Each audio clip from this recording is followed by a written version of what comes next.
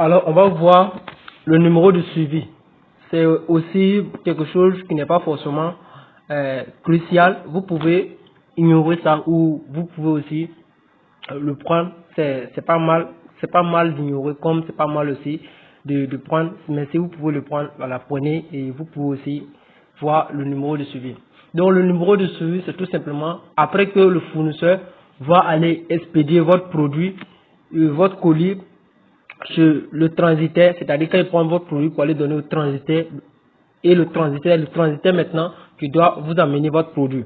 Donc à ce niveau-là, quand le fournisseur arrive avec le produit chez le transitaire, il va vous informer, ou bien si vous voyez, je vous ai montré comment vous pouvez faire le suivi de votre produit. Si vous voyez que c'est arrivé à l'expédition, vous pouvez contacter le fournisseur et vous lui dites que voilà, vous lui demandez comment se passe le parcours, comment se passe le processus. Et il va vous dire qu'il a déjà donné votre produit au transitaire.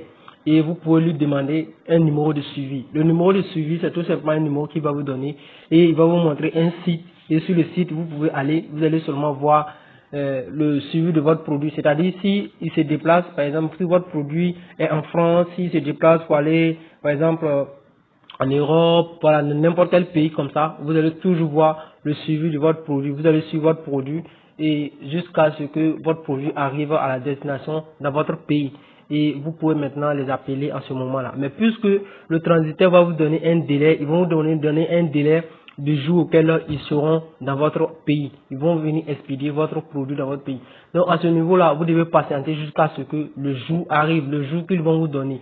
Donc ça ne sert à rien de les contacter avant que le jour n'arrive. Même si vous les contactez, demandez-leur tout simplement si le processus se passe bien. Voilà, c'est juste là. Voilà, vous n'allez pas leur demander, ouais, j'ai besoin de mon produit actuellement. Non, on vous avait déjà donné un délai et vous savez que vous connaissez déjà ce délai-là. Donc vous devez patienter jusqu'à ce que, même si vous suivez votre produit, vous devez patienter jusqu'à ce que ce délai arrive et vous les contactez. Et normalement, c'est eux qui vont vous contacter.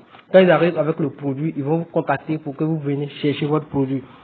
Mais voilà, si le jour arrive que vous n'avez pas de signes, voilà, vous pouvez passer même le lendemain et vous les appeler pour voir qu'est-ce qui se passe, est-ce que tout va bien.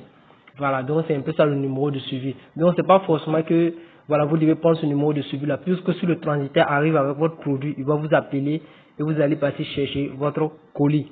Donc c'est un peu ça au niveau du numéro de suivi.